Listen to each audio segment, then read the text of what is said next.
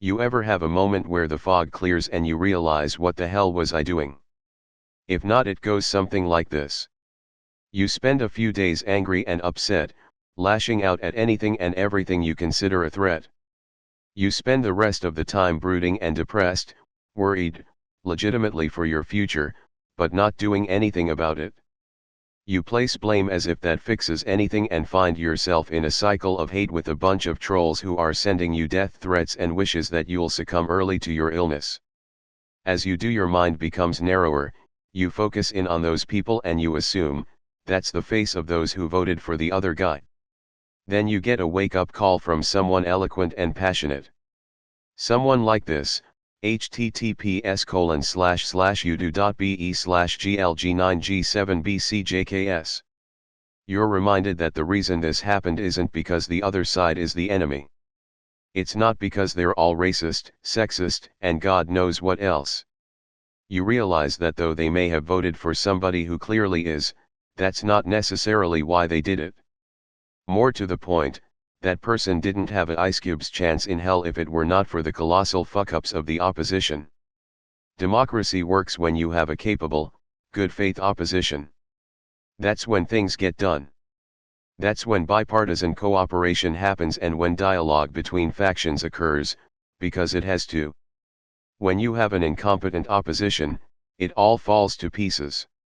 You're not operating in a democracy at that point, you're living in an oligarchy. That's what the DNC was, incompetent opposition. That's what Hillary Clinton was, incompetent opposition. A weak candidate who couldn't keep her hands clean, had spent far too long schmoozing with Wall Street interests, playing the part of the good liberal while evidence piled up that she was more of a hawkish neoconservative, completely unable to inspire a country to rally behind her.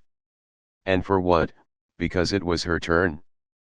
Because the DNC and the mainstream media did everything they could to shut out Bernie Sanders, the guy who actually had popular support and was inspiring a new generation of politically engaged people? Was he too much of an outsider? Was he too left-wing for the supposed left-wing? Hell, does America even have a left-wing? Because it looked to me like we had right and righter, dumb and dumber. My reaction over the last few days has been driven by fear and the online face of Trumpism, a disgusting mass of cancerous trolls that infested Reddit with sexist, racist bigotry, that doxed opposition, perpetuated lie after lie and accepted their victory with about as much grace as you would expect from such a group. They did what trolls do, baited a reaction and they got it. They poisoned the well, and like the fool I am, I willingly drank from it. But the reality is that group is not 50 million strong, not even close. Their actions may very well have put my life at risk, and it's going to be pretty hard to get over that, but that wasn't their goal.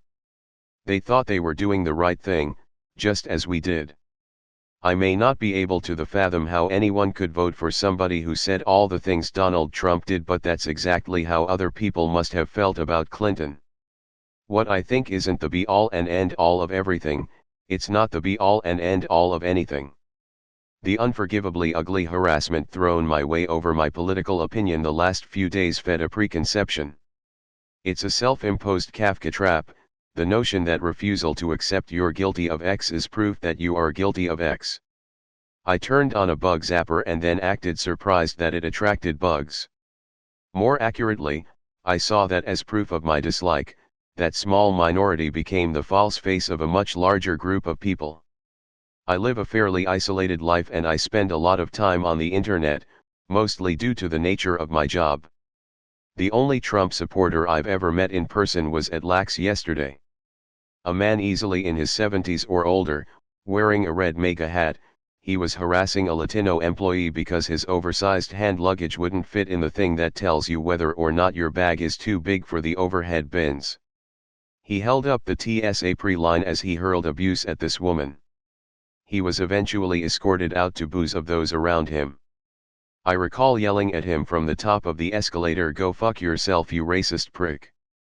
I wish I'd got in his face over it, but let's be honest, we act like tough guys on the internet, but when it comes to real life we'd prefer our conflicts be from a safe distance. That guy was the face of Trump supporters to me, the only real one I'd ever met. Everyone else, just voices on the internet, which trend towards the unpleasant. It was a couple of years ago when myself and my family went through extreme harassment, defamation, and character assassination at the hands of people very similar to this.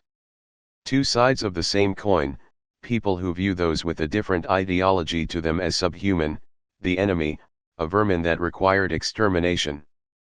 Back then I called for dialogue and pleaded with people not to view others as the enemy, try to understand where they were coming from, engage in discussion, find common ground. 2 years later I find myself having become the very thing I fought against. Extremism is alluring and I fell right into it. Make no mistake about it, I still despise our president-elect. Whether it be his character, his threadbare and terribly conceived policies, the awful, incompetent people he has now begun to surround himself with, climate deniers, religious extremists, homophobic bigots, potentially Sarah fucking Palin what the fuck America. Don't mistake silence for a lack of research. I spent a lot of time over the last few months reading and learning about this person beyond his inane tweeting and came to the conclusion that he sucks unfathomable amounts of ass. Regardless of that fact, tearing into other people because they don't think the way I do is pointless and unjustified. Some of the people who supported him clearly are racists, sexists, homophobes, Islamophobes, transphobes, and God knows what else. And some I assume, are good people. Most, I assume, are good people. There's 1 year left before I can hand in my British passport and become a citizen of the United States. After that I'll be able to vote, get involved in the political process, perhaps even run for some form of office myself. Be the change you want to see in the world and all that. Change isn't accomplished by whining on the internet. It's not accomplished by demonizing people that don't think the way you do. Well, not the change the left was looking for anyway. I've found motivation to become politically active in a real way, get out there and meet people who don't think the same way I do and learn why.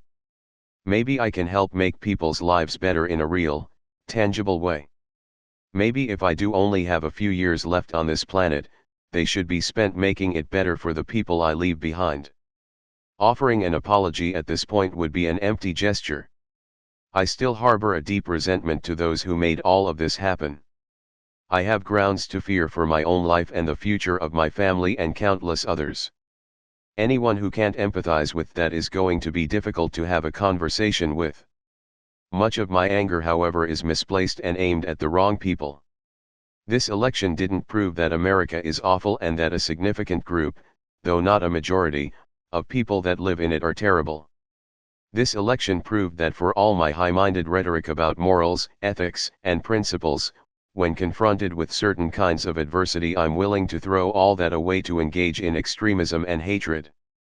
It proved that I have a lot of self-reflection to do, a lot of growing up still left over and a long, uncomfortable process of tearing down my own, internal bigotry and rebuilding myself as a better human being. That'll take a while, so I'd better make sure to stick around long enough to do it. To those who decided my political stance was justification for threats, harassment, bullying and hatred, thank you. You've given me a motivation to grow and become a better person and a bigger threat to your terrible behavior. For those who didn't but were offended by what I said, well, those are consequences I'll have to live with. Those feelings were real. Those feelings clouded by judgment, but that's not an excuse. If you decide you can't support me anymore, I don't blame you for a second. I deserve that consequence. Maybe I'll be able to earn back your trust some way down the road. Maybe not. Either way, there's a lot of healing to be done.